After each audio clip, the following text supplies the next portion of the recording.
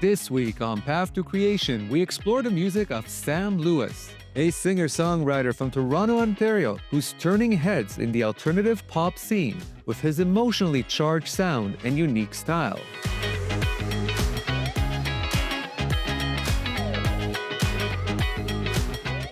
I'm Igal Hecht, and this is Path to Creation.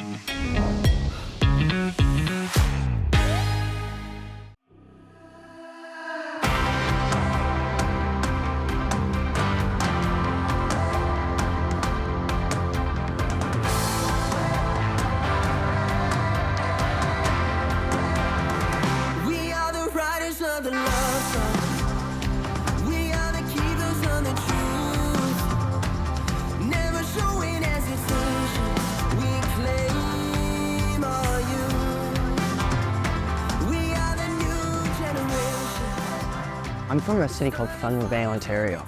And so music started really with my grandfather. He would be living with us because he was unwell usually at the time, and he would be always playing mandolin when I'd be walking down in the morning. And those are early memories that I had growing up.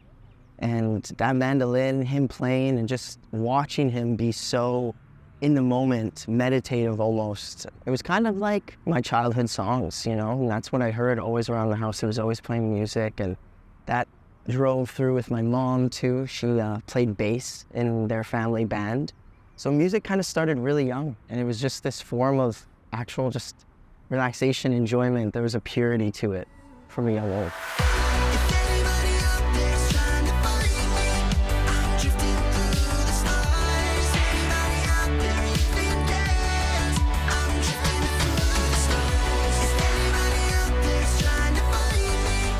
I'd say my no-no definitely was the one who kind of led me towards this path of music.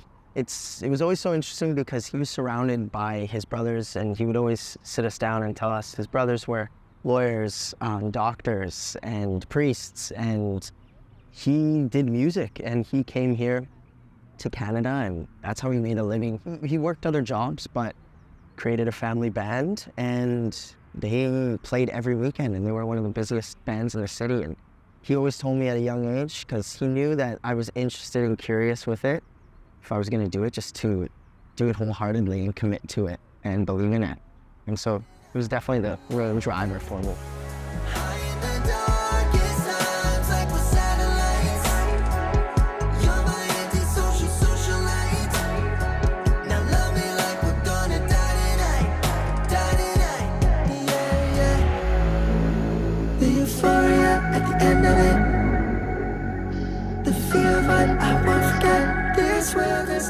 How would you describe your music? I think the main goal and mission of an artist is to make their music as close to themselves as they can. And honestly, it's been a lifelong goal to try and achieve, but I think finally we're creating a sound that kind of is who I am. And it's a little bit of both sides to things. So a lot of the sound is kind of influenced from here in this city, Toronto actually. And you have a lot of those kind of OVO type rhythms, which kind of sit in more of a hip hop vein. But then I go over to Los Angeles a lot, and my sister lives there, and you can hear that kind of influence with the more of the indie alt rock kind of side over there. And so we're kind of fusing them together, and that's kind of become my identity as well.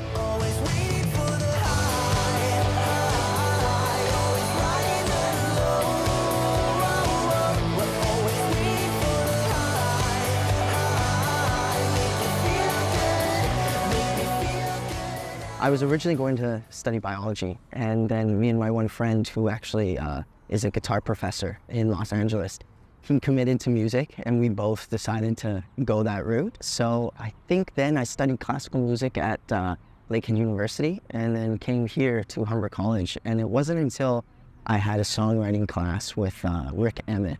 Rick Emmett was the lead singer in Triumph, the Canadian Journey, essentially. He inspired me to commit to music, and that's when I started taking it seriously and really started writing my own material and learning the industry and working towards a bigger goal for that. This love is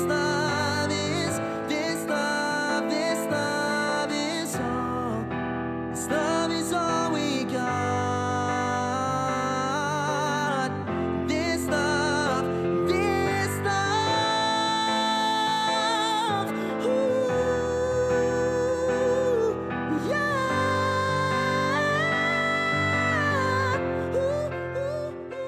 You describe yourself as an emotional curator.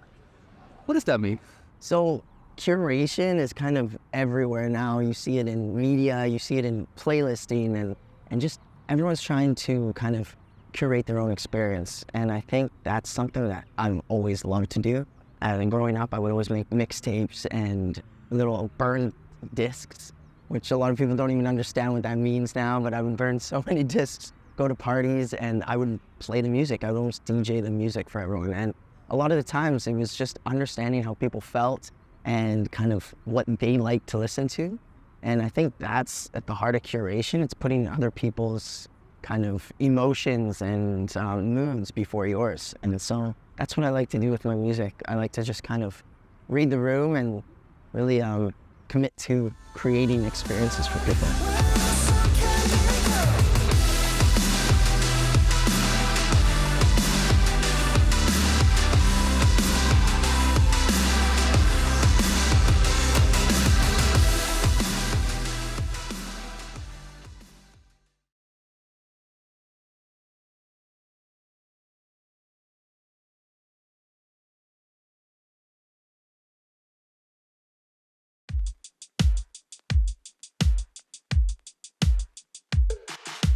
Lately I've been trying to borrow time, but now I'm losing it instead. Star-crossed eyes, we hum our lullaby. Can you take me through your path to creation? So how does a song evolve from an idea to a finished project to a finished song? So I'm a very melodic person first. I like writing the top lines and melodies. And a lot of the times I'm always recording myself. Any ideas I have, I try and grab them. I like to play a lot of piano, and that's where I usually start my writing process. Just simply by putting my hands down and going with kind of where the music will take me from that and finding the emotion in a lot of the chords. And usually the times music will actually write itself if you let it and don't put that pressure on it. Love me for a minute, love me for a night, love me for the moment, if it feels right. Give me what you needed, tell me what you like, tell me your story, is it alright if it's okay? This love is this. My creation usually starts there, and then I move towards crafting a form. Once I get my form together, the lyrics will start to pour out. So I write my lyrics actually after I have my form of my song. And then I work with a producer who I was working with actually in Los Angeles. He helped me bring life to all these melodies and lyrics, and that's kind of where we go after that. And then we move to the studio, and that's honestly one of my favorite parts. I imagine what I do, spending all my days with you. I can't stop myself from smiling like a fool. If what they say is true, and my heart beats in sync with you, then tell me yours is racing as our hands. So what sort of lyrical themes do you cover? What do you explore? One thing that I suffered with growing up was just a lot of OCD, and I found that out later in life. And experiencing OCD and anxiety, I know it's something that a lot of people go through, and it's not covered too much in music and in lyricism.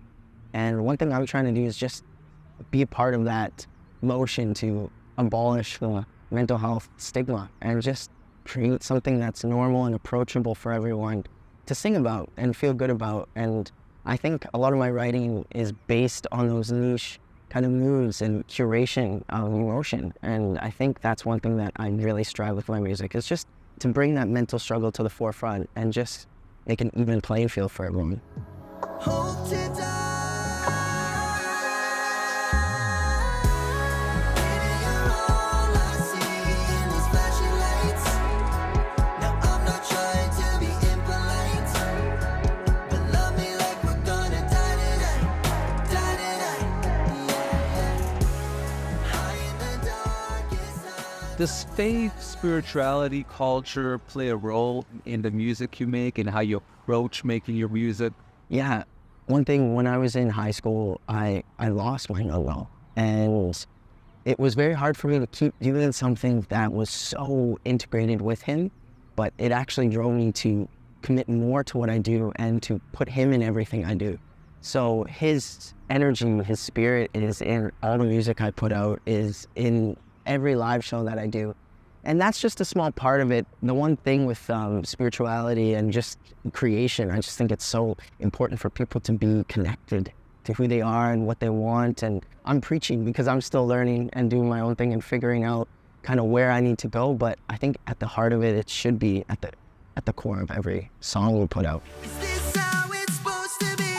Oh, if anybody out there's trying to find me, I'm drifting through the stars. Anybody out there even cares? I'm drifting through the stars. If anybody out there's trying to find me. Drifting was actually one of the purest forms of creation for me. I heard this one synthwave, retro wave backtrack, and it reminded me of this melody that I had in my head that I kept hearing over and over. And so I tried to overlay it, and it actually fit perfectly. And that was the chorus of Drifting, this kind of crooning, longing, almost really emotional chorus. It's darker than the night when you're fading from the sun. It's hard to see myself in the morning, baby. If anybody out there's trying to find me. All the lyrics were actually written during the pandemic as well, and I knew it had to be at a special point, so I was looking out for a meteor shower, and I walked to this park late at night. And even though the meteor shower was hard to come through the sky, I sat there and just wrote everything that came to me for Drifting in the Night. So those lyrics really pulled from a personal spot, but exactly where I felt at that moment. And I know everyone was feeling that kind of seclusion, but also access to so much that you couldn't really get to. And Drifting was a cool song for me because that was one of the first moments I had a lot of people really reaching out to me about how that song affected them and how it helped them through moments there. And I think that at the core of everything is why I do this. If anybody out there's trying to find me, I'm drifting through the stars. Anybody out there even cares? I'm drifting farther away from you. I just had to say it's not. The music video is actually my favorite music video we've done. Again, it was at peak pandemic, so we had to find a way to use no one. We had to find a way to have just one person, a very small team. We went to a spot under the Hollywood sign. We found this cave in Los Angeles. We knew it was the perfect shot. We just used a few Astera lights, set them up in the cave, and created this whole otherworldly planetary experience.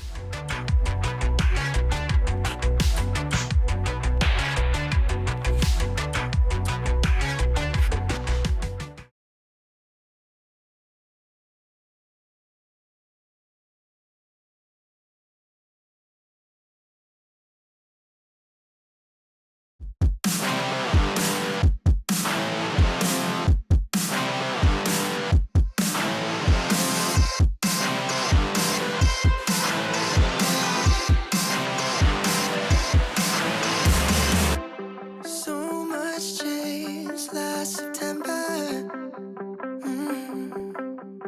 I want to talk to you about your song "No More Running," your latest music video. Talk Yeah. to me about "No More Running." Sort of take me through the evolution of the song. That song actually was one of my most organic tunes. It actually was written off of a producer just sent me a drum beat, a simple drum groove that he thought was catchy. So I ended up just placing my fingers down and creating this little chord pattern. I was struggling to write a melody over this chord pattern, and I would go for runs, and that's where a lot of my creative juices kind of come out, and that's where I get a lot of these melodies flowing. There was this one hook that just kept staying, and I couldn't shake it. When something like that happens, it's usually a sign that that is the song, that is the chorus. I've been running for the rest of my life. I went in front of music and now it's time to go. I'm not running, no. And so that's how No More Running's melody came to be. The topic of No More Running is actually something that was a huge thing building during the pandemic. Over a couple of those years, it was just a lot of new experiences in social anxiety, and just a lot of my OCD was flaring up for sure in that time. And writing No More Running almost became this therapeutic experience for me. Essentially, it means changing what you've been doing and facing those inhibitions, those habitual fear tactics that you put on yourself, you know, to slow you down and actually go the other way. So instead of running from it, which I felt like I was doing, just putting blinders on and moving through life, I just decided to face those. And this song is kind of a mantra to just help me get through that emotion. And anytime I'm pulled back, No More Running was there to just kind of keep me on a different kind of route. I know you're scared, but I don't wanna hurt you. If you're broken, tired, afraid of what you won't do.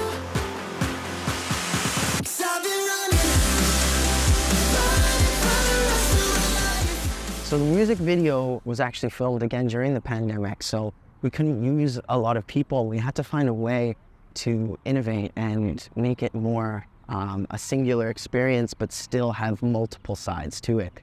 So the vision of that was actually about having multiple, just different personalities and different kind of emotions and moods that one would experience. And that's what we depict in the music video, just how you could face all these different people in your mind and just things that would stop you and slow you down.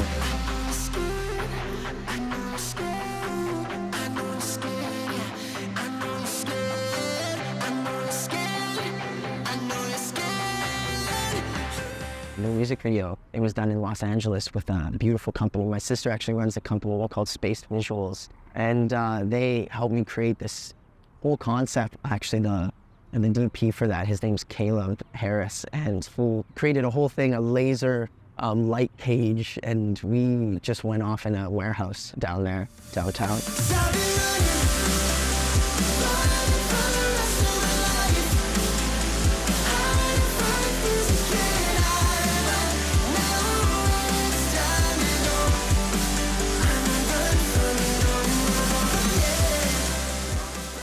Sci-fi plays a theme in a lot of your music videos and a lot of the song. Why sci-fi? So I'm a big sci-fi geek. How big of a geek? Like Star Trek geek? My dad's a Trekkie, and that's when I'd come down every Saturday morning for breakfast. Star Trek would be on, Seinfeld at night, Star Trek in the morning. And so that was my youth. But then I took in more Star Wars, any kind of really space was kind of all what I loved. So I think just that idea of future and what's coming next and early adoption is kind of where I geek out the most. But a lot of my music videos are meant to be like these movies that you can kind of get lost in.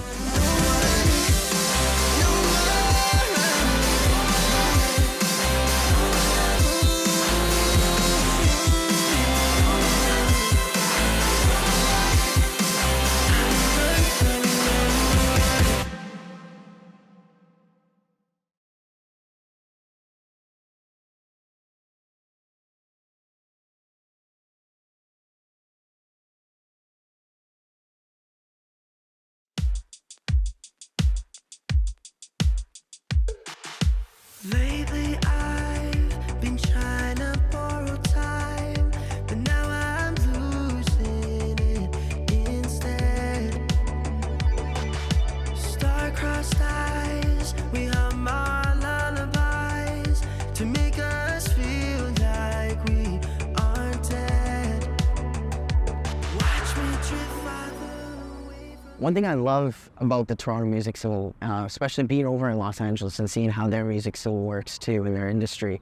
Toronto's such a live city. There's bands who have been playing here for years and they're damn good at what they do. There's venues here that are dive bars, but they have some of the best sound in the city. And that is something you don't always find other places. Is this how it's supposed to be?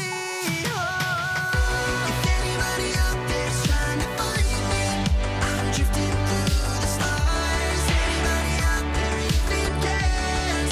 I'm drifting through the stars. If anybody out there's trying to find me, I'm drifting through the stars. I've been playing shows since I was 16, but in Toronto, I've been playing shows here since I was about 19. And just feeling just very welcomed by the industry here. I've done Canadian Music Week a few years. We're doing it again this year. We're about to play a show tonight at the Albert Combo. And one thing I love about this city is the support. There's usually a great support for live music and a lot of discovery, which is the coolest part. Being able to walk to a venue, hear a jazz fusion, and then walking to another venue and hearing this like acid rock kind of band going to town. So I think that dynamic of just crossing the street and hearing a whole different experience is what I love about this city.